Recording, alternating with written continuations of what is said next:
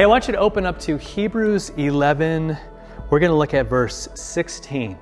Now, before I get started, maybe hit pause on this and read the first bunch of verses up to verse 16, right? So 1 to 15, because it's talking about various people like Abel, we got Abraham, we have all these people, we got, just sort of the Hall of Fame of the Old Testament people, and they all lived by faith. All of them trusted God.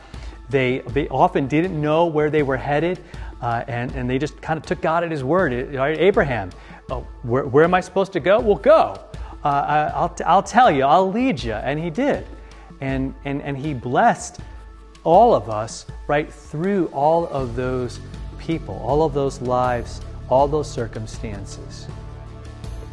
And here was their sort of vision for the future, right? This was the thing kind of driving them that God was going to give, right? Verse 16, it says, "But as it is, they desire a better country. That is a heavenly one. Therefore, God is not ashamed to be called their God, for He has prepared for them a city." A city. Because each and every one of those people, right, you look in the Old Testament, you look in the Bible, they struggled. And they had a difficult time. It was often just conflict and all these things that happened, felt like exiles, and all of that happened to them. But God's saying, I've got a home for you. That home that we talked about a couple of days ago, right, where Jesus said, "In my Father's house are many rooms." There's this heavenly country, this heavenly city, prepared by God for us and for them.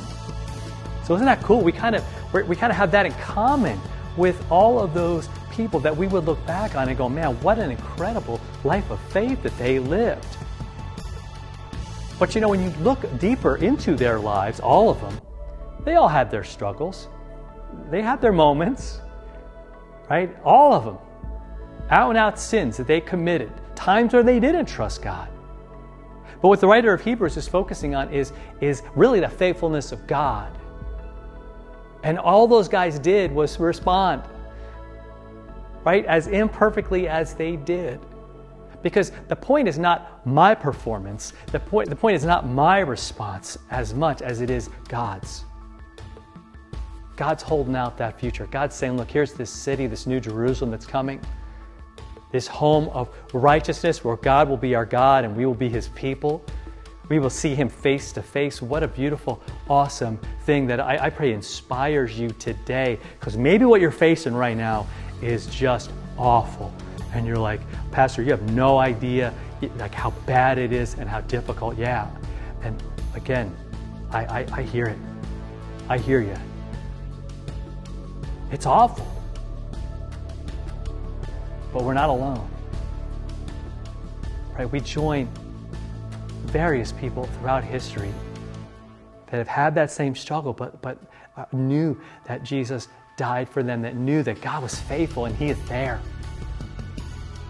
So I want you to take that into your heart. I want you to take that into your soul.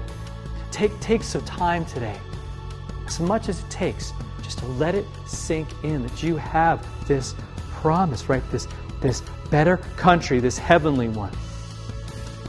That God's not ashamed to be called your God because He loves you. So much that He gave His Son as a sacrifice for your sins to make that country possible, that city possible, that new Jerusalem possible for you and for me.